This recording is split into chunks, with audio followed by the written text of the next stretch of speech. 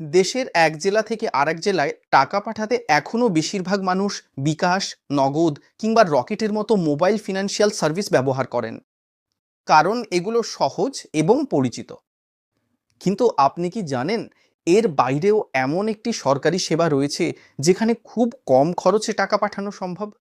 বাংলাদেশ ডাক বিভাগের একটি সেবা এখন নতুন করে অনেকের নজরে আসছে। সেবাটির নাম ইলেকট্রনিক মানি ট্রান্সফার সার্ভিস। সবচেয়ে মজার বিষয় হলো, এখানে অনেক ক্ষেত্রেই প্রতি 1000 টাকা পাঠাতে খরচ পড়ে প্রায় 5 টাকার মতো। উদাহরণ হিসেবে বলা যায়, 1000 টাকা পাঠাতে খরচ হয় 10 টাকা, আবার 2000 টাকা পাঠালেও খরচ একই, মাত্র 10 টাকা। অর্থাৎ টাকা যত বাড়বে, হিসাব করলে প্রতি হাজারে খরচ তুলনামূলক কমে আসে। ডাক অধিদপ্তরের প্রকাশিত তথ্য অনুযায়ী 3000 টাকা পাঠাতে খরচ 15 টাকা, 5000 টাকা পাঠাতে খরচ 25 টাকা, 7000 টাকার জন্য খরচ 35 টাকা, 10,000 টাকা পাঠাতে খরচ 50 টাকা, 15,000 টাকার জন্য লাগে 72 টাকা, 20,000 টাকা পাঠাতে লাগে 100 টাকা, আর 50,000 টাকা পর্যন্ত পাঠানো যায় 250 টাকার মধ্যে। মানে বড় অঙ্কের টাকা পাঠানোর ক্ষেত্রে খরচের দিক থেকে এটি অনেকের কাছে সাশ্রয়ী একটি বিকল্প হতে পারে। ভিডিওটি ভালো লাগলে অবশ্যই লাইক, কমেন্ট ও শেয়ার করবেন। আর ব্যাংকিং, মোবাইল ফিন্যান্স ও টাকার গুরুত্বপূর্ণ আপডেট পেতে পাশে থাকুন।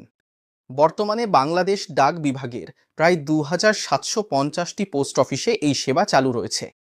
দেশের জিপিও, জেলা শহরের ডাকঘর, উপজেলা ডাকঘর, সাব পোস্ট অফিস এবং গুরুত্বপূর্ণ গ্রামীণ ডাকঘর থেকেও এই সেবা পাওয়া যায়। এই কারণেই এখন অনেক মানুষ বিকল্প টাকা পাঠানোর মাধ্যম হিসেবে ডাক বিভাগের ইএমটিএস ব্যবহার করতে আগ্রহ দেখাচ্ছেন। এই সেবার মাধ্যমে খুব দ্রুত দেশের যে কোনো জায়গায় টাকা পাঠানো সম্ভব। গ্রাহক দেশের যে কোনো ডাকঘর থেকে টাকা পাঠাতে বা তুলতে পারেন।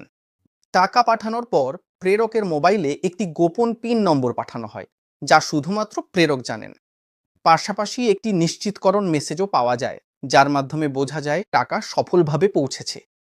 বিশেষ করে যারা নিয়মিত পরিবারে টাকা পাঠান, ছোট ব্যবসা পরিচালনা করেন বা জেলা থেকে জেলায় লেনদেন করেন, তাদের জন্য এটি কম খরচের কার্যকর একটি অপশন হতে পারে। তবে এখনও অনেক মানুষ এই সার্ভিস সম্পর্কে বিস্তারিত জানেন না, কারণ মোবাইল ব্যাংকিং অ্যাপগুলোর মতো এই সেবার প্রচারণা খুব বেশি চোখে পড়ে না। অথচ বাস্তবে বাংলাদেশ ডাক বিভাগের এই সার্ভিস বহু বছর ধরেই চালু রয়েছে। তবে এই কিছু বিষয় মাথায় রাখা জরুরি। সব জায়গায় একই রকম দ্রুত সেবা নাও পাওয়া যেতে পারে। এলাকা ভেদে টাকা পৌঁছানোর সময় বা প্রক্রিয়ায় কিছু পার্থক্য থাকতে পারে। তাই টাকা পাঠানোর আগে নিকটস্থ ডাকঘর থেকে বিস্তারিত জেনে নেওয়া ভালো। আরেকটি গুরুত্বপূর্ণ বিষয় হলো, শুধু কম খরচ দেখেই সিদ্ধান্ত নেওয়া উচিত নয়। নিরাপত্তা, সময় এবং সুবিধার বিষয়গুলো বিবেচনা করা প্রয়োজন। তারপরও